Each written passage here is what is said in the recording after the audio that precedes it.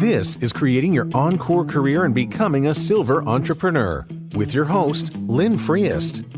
Lynn will share ideas and expert advice from people that are walking in your shoes and living their encore careers, where they want and at the pace they want.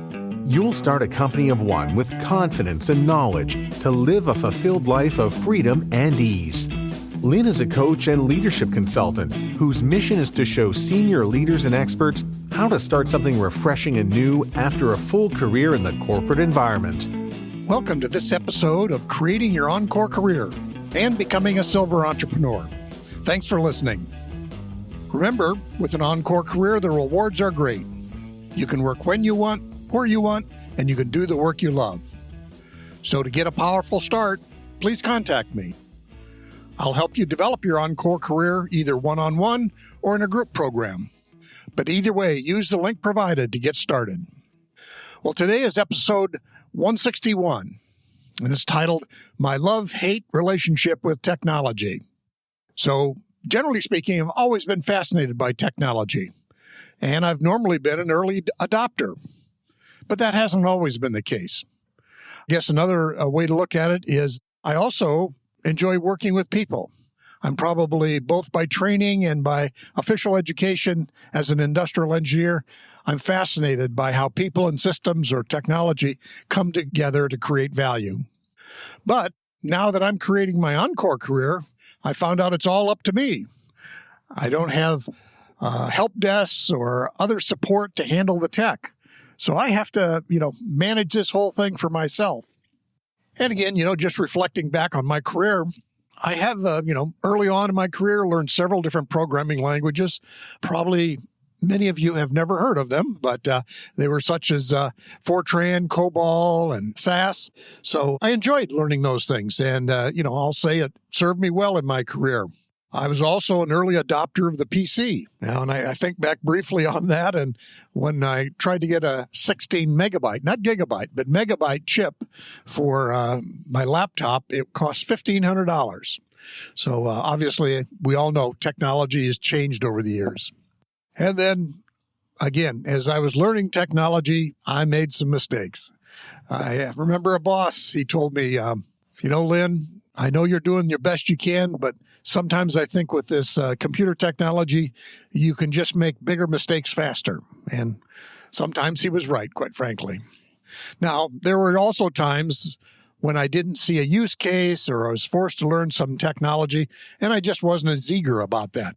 I wasn't as interested, so it came harder, okay? So it's one of those things where, like anything, what we're attracted to is a lot easier than what we have to do, as you might say. Late in my career, for example, we were installing a business and operations software called SAP.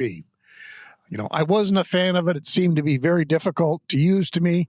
And at that time, I was kind of contemplating my next moves. So to learn a whole bunch of stuff, which I thought was kind of clunky, I'll have to admit, I wasn't that enthusiastic about it. So just talking about today's world, the Encore Career world, what are some of my struggles? Well, some of it is just, again, it's what you were used to doing or I was used to doing for 40 plus years. So I was used to working on a desktop or laptop. Well, in today's world, mobile is much more common, and I've had to slowly learn how to really do some stuff around mobile. Certainly see how my information portrays on mobile, but then also learn to use it for myself. Again, in the past, I'm a person who read manuals, and I've been slow to adopt YouTube method of learning. I know it's very useful, and probably in terms of learning to use software, it's better than the manual, but it's one of those things I haven't kind of really got in the rhythm of using YouTube, although I know everybody in the world, that's how you learn things in today's world. So if, for example, you're not fluent on YouTube, you probably need to get there.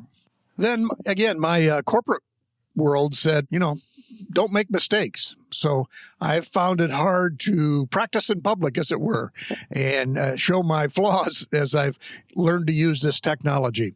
And it's, again, I can see younger generations, they don't care. They just kind of try things out. And if it doesn't work, it's okay. Again, my habits of thinking are such that, I don't want to make mistakes, although I will say I've gotten much better at that. And then, as I mentioned earlier, we find out that now it's all up to you, or to me, as it were. And quite frankly, all the possible tech skills that we could learn can be very overwhelming. And the other thing that happens is, I've fallen foul of this or had this happen, is the shiny object syndrome. Technology is being introduced literally hour by hour. So, what you just learned last month, there could be a new version or a different thing coming up this month. So there's always a balancing act. You don't want to be too stuck in old technology, but just bouncing around, kind of learning a new piece of technology every week or month may not be that most useful. So, to get my arms around some of this, and I've had a lot of great mentors and people I've worked with that help me understand this better. But I started thinking about technology in terms of why is this particular technology useful in my Encore career?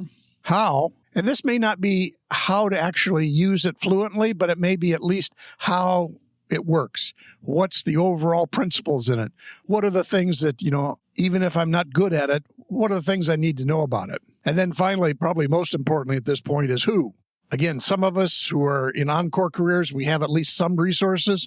So it could be as you're going to hit some things, you want to find the who that can do some of this stuff for you. And you go ahead and just hire them. For example, I have a person who does social media marketing for me, worked with them for several years. And, it's worthwhile to me to have someone else that's more fluent in that, helping out. And likewise for this podcast. I early on decided I wasn't going to try to learn all the skills needed to effectively produce a great podcast. I knew some people who knew how to do that really well, and so that's who I've worked with. And it's easy in the technology too, I think. That's not the point of your Encore career. Your point of your Encore career is to provide value to people. I've seen people get caught up in the marketing software. And so they're creating marketing funnels with tech. And quite frankly, to me, sometimes it seems like they end up going down a rabbit hole, just working on fine-tuning this marketing funnel, when in fact, maybe they should spend more time with what's their message and what are they trying to share and help people with. So I won't go through a laundry list of all the technology I use, but I will give you some broad categories that I think you might need. And this won't be a complete list. We can probably work on that later if anybody's interested. But, in a broad sense, you need some communication technology. Again, simply as email or messengers or texting. You may be already familiar with those. But as you start an Encore career, for example, you may not have your old corporate email system. You may have to adopt a different email system. Gmail, all those things are readily available, but they probably are different than your corporate systems. Then there's going to be the issue around doing some collaboration. Two of the tools that I've used a lot are Slack and Zoom. Slack provides some ways to communicate with people, not synchronously, but you can share messages back and forth real easily. And then Zoom is the online video conferencing that we're all at least somewhat familiar with at this point. The next category I'd kind of think about is what's providing you with visibility. Again, nobody can hire if they don't know who you are or where you are. So then you get into things like a website, or in my case, the podcast. There's some elements around social media. Then how do you actually provide content? Like there's a program called Ecamm that allows you to go live and present your information. And then there's a program called Loom, which is easy way for you to create videos that you can share with people. Again, some of this, all just different ways that might resonate with you or might be helpful. Then we get into the marketing piece. And again, that's the piece where probably I'm less familiar with. But we have programs like ConvertKit, which manages your email list, manages things like how do you connect with people through your email list. Outfit called CoSchedule, which helps automate and keeps sending out messages on your behalf without you having to do it manually.